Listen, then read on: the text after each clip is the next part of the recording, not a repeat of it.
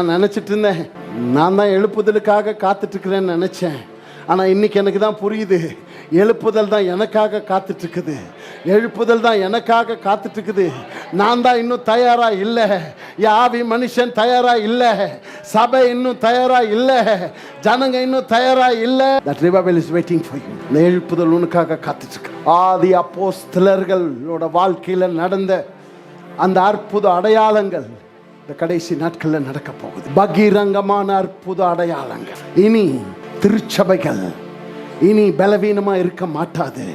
திருச்சபைகள் இனி முடமா இருக்க மாட்டாது. பிறவியிலிருந்தே முடவனா இருந்த அந்த மனிதனை எழுப்புனது போ சபைகள் எழுப்பப்பட போகிறது. சபைகள் தைரியம் அடைந்து கால் ஊன்றி சபை எழுந்து நிற்க போகுது. பர்த்திமேயோட கண்கள் திறக்கப்பட்டது போல கண்கள் திறக்கப்பட போகுது. எல்லா கரங்களை உயர்த்தி சொல்லுங்க, என்னோட ஆவிக்குரிய கண்கள். நான் ஒரு தீர்க்கதரிசியா இருந்தா இயேசுவின் வல்லமையுள்ள நாமத்துல ஸ்பிரிச்சுவல் டைமென்ஷன்ஸ் உங்களுக்கு ஓபன் ஆகும். ஆவி மண்டலங்களுக்குள்ள பிரயாணம் பண்ணுகிறேன். ஆவி மண்டலங்களுக்குள்ள போகிற ஜெப அனுபவங்கள், மறுரூபமாகிற ஜெப அனுபவங்கள், ஆவி மனிதன் எடுத்துக்கொள்ளப்படுகிற ஜெப அனுபவங்கள், ஆவி மண்டலங்களில் நடக்கிற காரியங்களை பார்த்து திரும்பி இங்க வந்து அதற்கேற்ற காரியங்களை சரி செய்து கொள்ளுகிற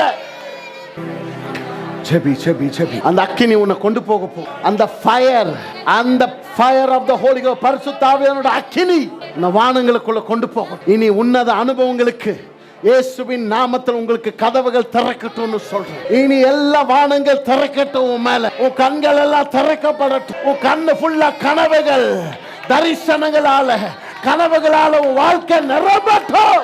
எதிர்காலத்தை நீ கனவுல பார்க்க போற. இனி நடக்க போறத உன் தரிசனத்துல கர்த்தர் உன் கண்கள்ல பார்க்க போற. இனி சபைக்கு ரகசியம்னு ஒண்ணு இருக்க போறதில்ல. சபைக்கு இனி தெரியாதுன்னு ஒண்ணு இருக்க போறதில்ல.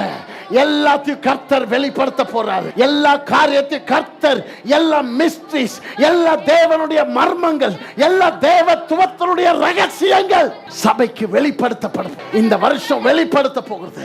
The mysteries of God is going to be revealed. தேவனுடைய மிஸ்ட்ரிஸ் எல்லாம், தேவனுடைய ரகசியங்கள், மர்மங்கள் எல்லாம் இந்த ஆண்டு வெளிப்படுத்தப்பட போகிறது. சபை அப்படிப்பட்ட உயரமான இடத்துக்குள்ள போக போகுது. ஆவி மண்டலங்கள்ல போக போகுது. இனி நம்ம கீழே இல்ல, மேல இருந்து எல்லாத்தையும் பார்க்க போறோம். இனி மேல வாழ்ற வாழ்க்கை. உனக்குள்ள இருக்கிற வெளிச்சம் அதிகமாகட்டும். உனக்குள்ள இருக்கிற லைட் அதிகமாகட்டும்.